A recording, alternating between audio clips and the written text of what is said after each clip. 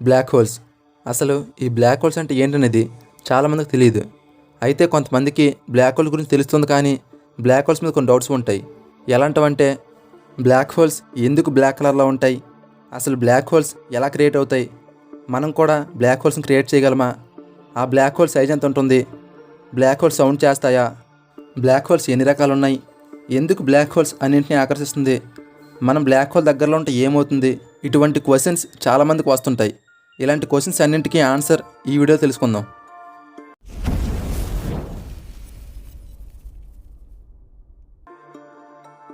ఈ విశ్వంలో లెక్కలేని గ్రహాలు, నక్షత్రాలు, ఉపగ్రహాలు ఇలా ఎన్నో కొత్త కొత్తవి పుడుతూనే ఉన్నాయి. అయితే వీటన్నింటినీ నాశనం చేయగలిగేది ఒకటి ఉంది, అదే బ్లాక్ హోల్స్. బ్లాక్ హోల్స్ దగ్గరికి ఎంతటి పెద్దది వచ్చినా ఆ బ్లాక్ హోల్స్ వాటిని సునాశనంగా మింగేస్తుంది. ఈ బ్లాక్ హోల్ నుండి ఎంతటి శక్తివంతమైనదని తెప్పించుకోలేదు. గ్రహాలు కానీ, నక్షత్రాలు కానీ, ఉపగ్రహాలు కానీ ఈ బ్లాక్ హోల్ నుండి తప్పించుకునే అవకాశం లేదు. ఆఖరికి కాంతి కూడా ఈ బ్లాక్ హోల్ నుండి తప్పించుకోలేదు. ఏదైనా మనకు కనిపించాలంటే ఆ వస్తువు నుండి కాంతి మన కంటికి చేరాలి. ఈ బ్లాక్ హోల్ దగ్గర నుండి కాంతి కూడా తప్పించుకునే అవకాశం లేదు, కాబట్టి బ్లాక్ హోల్స్ మనకు బ్లాక్ కలర్లో కనిపిస్తాయి. విశ్వం పుట్టకముందు విశ్వం అంతటా శూన్యంగా ఉండేది. అంటే గ్రహాలు కానీ, నక్షత్రాలు కానీ ఇలాంటివి ఏమీ లేవు. అలాంటి సమయంలో ఒక పదార్థం పుట్టింది.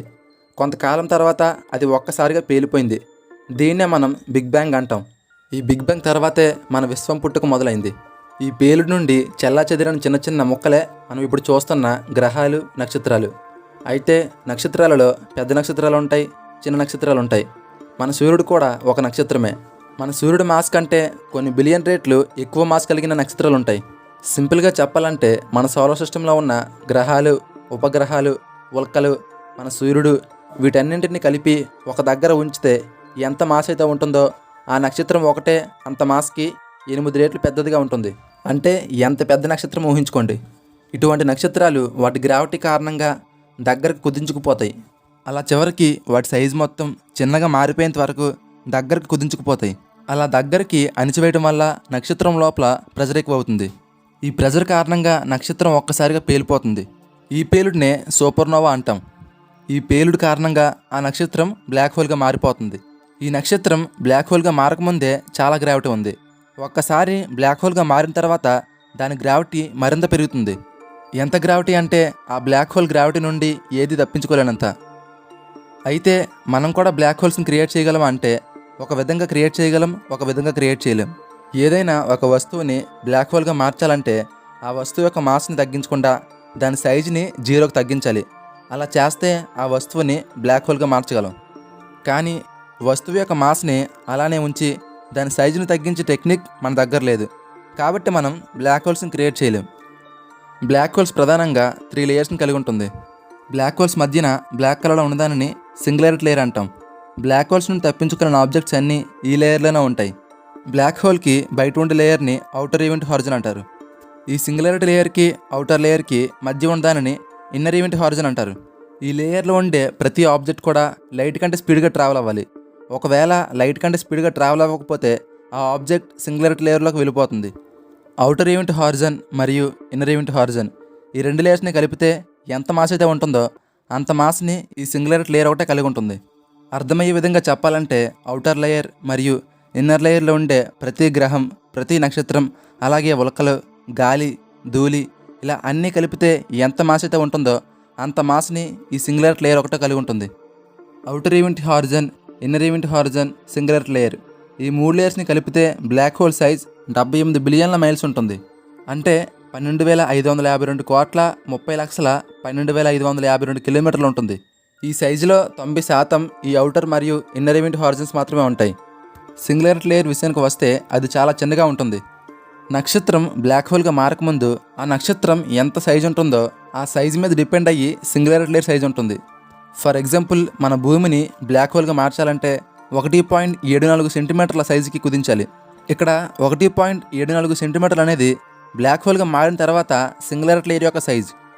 మరి ఇంత చిన్న సైజు కలిగిన బ్లాక్ హోల్స్ పెద్ద పెద్ద ఆబ్జెక్ట్స్ని ఎలా మింగేస్తుంది? బ్లాక్ హోల్ దగ్గరికి చేరుకున్న ఆబ్జెక్ట్స్ అన్నీ ఒక సన్నని రబ్బర్లో సాగిపోతాయి. ఫర్ ఎగ్జాంపుల్, మనమే బ్లాక్ హోల్ దగ్గరలో ఉన్నామనుకుందాం. బ్లాక్ హోల్కి మనం ఈ విధంగా ఉన్నామనుకుందాం. బ్లాక్ హోల్ గ్రావిటీ మన హెడ్ మీద ఎంత గ్రావిటీ అయితే ఉందో అంతకంటే కొన్ని ఎక్కువ రేట్లు గ్రావిటీ మన లెగ్స్ మీద ఉంటుంది. మన హెడ్తో పోల్చుకుంటే మన లెగ్స్ భాగం ఎక్కువ అట్రాక్ట్ చేయబడుతుంది. దాని కారణంగా మన బాడీ ఒక రబ్బర్లా సాగిపోతుంది. బ్లాక్ హోల్కి దగ్గరయ్యే కొద్దీ సన్నని రబ్బర్లా మన బాడీ సాగిపోతుంది. చివరికి మన బాడీ బ్లాక్ హోల్లో కలిసిపోతుంది. సేమ్ ఇదే విధంగా ప్రతి ఆబ్జెక్ట్ కూడా జరుగుతుంది. బ్లాక్ హోల్స్ అవతల వైపు మరొక విశ్వం ఉందని చాలామంది నమ్ముతున్నారు. అయితే కొంతమంది శాస్త్రవేత్తలు ఈ విషయం నిజమా కాదా అని తెలుసుకోవడం కోసం కొన్ని పరిశోధనలు చేస్తున్నారు. అయితే వీరిలో కొంతమంది బ్లాక్ హోల్స్కి అవతల వైపు మరొక విశ్వం ఉందని చెబుతున్నారు. కానీ ప్రాక్టికల్గా మాత్రం ప్రూవ్ చేయలేకపోతున్నారు. ఒకవేళ బ్లాక్ హోల్స్ దగ్గరికి ఏదైనా మిషన్ పంపినా ఆ మిషన్ ఒక రబ్బర్లా సాగిపోతుంది. కాబట్టి బ్లాక్ హోల్ లోపల ఏముందో తెలుసుకోవడం చాలా కష్టం. బ్లాక్ హోల్స్ సౌండ్ని క్రియేట్ చేస్తాయా అంటే క్రియేట్ చేస్తాయి. 2003లో ఆస్ట్రోనమర్స్ యూజ్ చేసిన Chandra X-ray satellite super massive black hole నుండి వచ్చిన సౌండ్ వేవ్స్ని రికార్డ్ చేసింది. ఆ సౌండ్ వేవ్స్ వినడానికి ఈ విధంగా ఉంటుంది.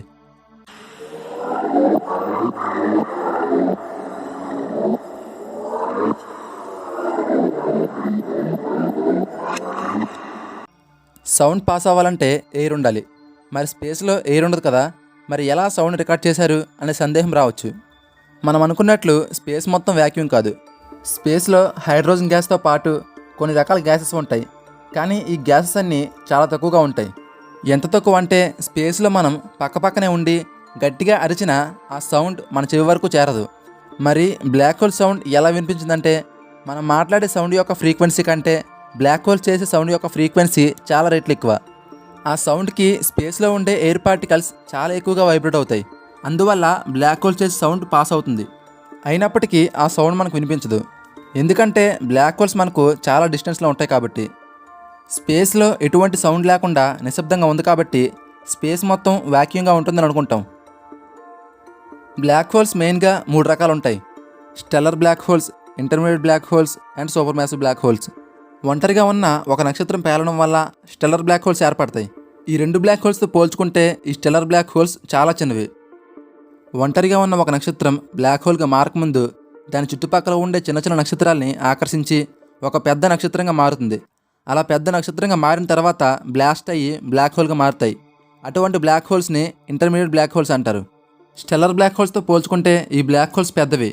ఇలాంటి ఇంటర్మీడియట్ బ్లాక్ హోల్స్ కొన్ని కలవడం వల్ల ఒక సూపర్ మ్యాసివ్ బ్లాక్ హోల్ ఏర్పడుతుంది. ఈ సూపర్ మ్యాసివ్ బ్లాక్ హోల్స్ అన్ని బ్లాక్ హోల్స్ కంటే చాలా పెద్దవి. ఇలాంటి ఒక సూపర్ మ్యాసివ్ బ్లాక్ హోల్ మన భూమికి 250 మిలియన్ల లైట్ ఇయర్స్ దూరంలో ఉంది. ప్రతి గ్యాలక్సీ మధ్యలో కూడా ఒక సూపర్ మ్యాసివ్ బ్లాక్ హోల్ ఉంటుంది. మన గ్యాలక్సీ మధ్యలో కూడా ఒక సూపర్ మ్యాసివ్ బ్లాక్ హోల్ ఉంది. ఈ సూపర్ మ్యాసివ్ బ్లాక్ హోలే మన భూమికి 250 మిలియన్ల లైట్ ఇయర్స్ దూరంలో ఉంది. ప్రతి గ్యాలక్సీలో కూడా 100 మిలియన్ల స్టెల్లర్ బ్లాక్ హోల్స్ ఉంటాయి. ఈ స్టెల్లర్ బ్లాక్ హోల్స్ మరియు నక్షత్రాలు, గ్రహాలు ఇవన్నీ సూపర్ మ్యాసివ్ బ్లాక్ హోల్ చుట్టూ తిరుగుతాయి. ప్రతిదానికి మరణం ఉన్నట్టుగానే ఈ బ్లాక్ హోల్స్ కూడా మరణం ఉంది. 1974లో స్టీఫెన్ హాకింగ్ చెప్పిన హాకింగ్ రేడియేషన్ ప్రకారం బ్లాక్ హోల్స్ నుండి ఫోటాన్ సెల్స్ రిలీజ్ అవుతున్నాయి. అవి రిలీజ్ అవ్వడం వల్ల బ్లాక్ హోల్స్ వాటి మాస్ని నెమ్మదిగా కోల్పోతాయి. వాటి మాస్ని కోల్పోవడం వల్ల చివరికి బ్లాక్ హోల్స్ అదృశ్యమైపోతాయి. ఇది ఫ్రెండ్స్ ఈరోజు వీడియో. ఈ వీడియో చూసిన వారు చూసినట్టు వెళ్ళిపోకుండా వీడియో నచ్చితే లైక్ చేయండి.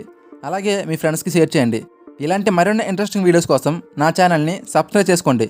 అలాగే మీకు ఏమైనా డౌట్స్ ఉంటే కింద కామెంట్ చేయండి.